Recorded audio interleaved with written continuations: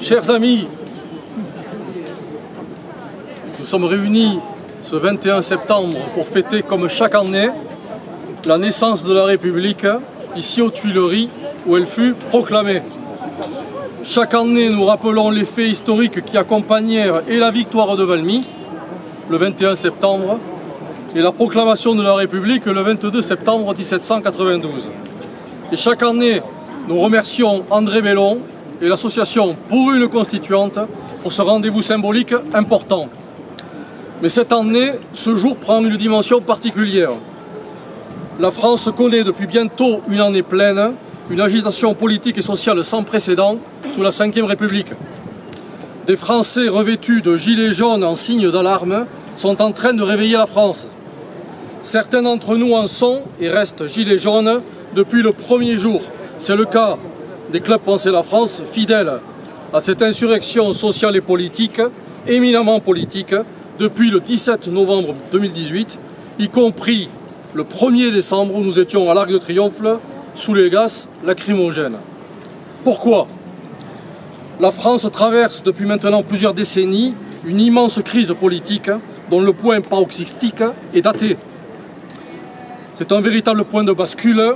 Ils ont osé, c'est le vote par le Congrès en 2008 de la procédure de ratification du traité de Lisbonne, en contradiction absolue avec le vote des Français exprimé lors du référendum de 2005 sur le traité constitutionnel européen. Ils ont osé, par ce vote, ils ont osé, la classe politique dans son entièreté ou presque, à effacer le vote du peuple souverain. Par ce vote sacrilège, ils ont scellé la mort de notre contrat politique. Depuis cette date, nous pouvons dire que oui, le peuple de France est aux arrêts.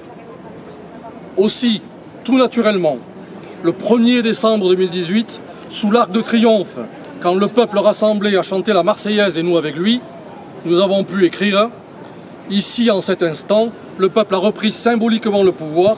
Ici, en cet instant, le peuple a fait serment. Nous avons fait serment pour la France. » Car oui, assujetti jusque-là, le peuple de France a d'abord et avant tout besoin d'une immense libération.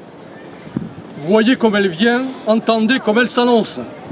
Car oui, et quoi qu'il fasse, nous sommes à la veille d'un immense soulèvement.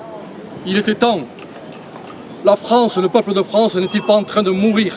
N'assistions-nous pas en silence? Bien sûr pas nous et pas ici. N'assistions-nous pas en silence, dis-je, à l'effondrement de notre peuple? Avec toute cette France officielle empoisonnée par le mensonge. Au gouvernement, le mensonge. À l'Élysée, le mensonge. Au Parlement, le mensonge.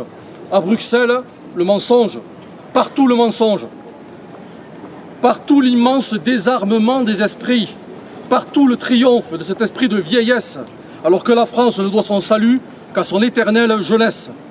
Jeunesse de l'esprit, jeunesse de l'idéal. Et que précisément, c'est grâce à cette jeunesse de l'idéal que la France parle encore au monde. Mais qu'ont-ils fait de cette jeunesse de l'idéal? Plus rien. Oui, il était temps que vienne le grand sursaut. Car oui, il faut travailler à relever la France.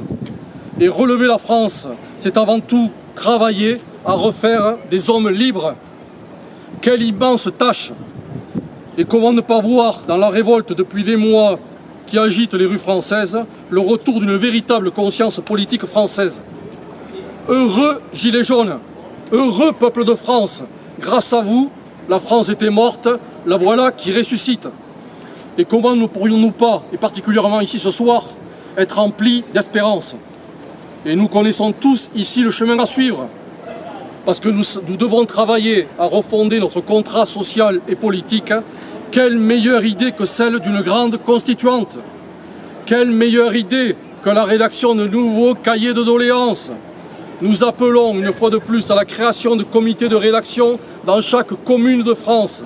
Nous appelons une fois de plus à la création de comités municipaux pour refonder notre démocratie locale et nationale.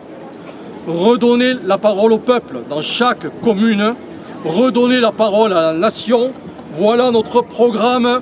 Je vous remercie.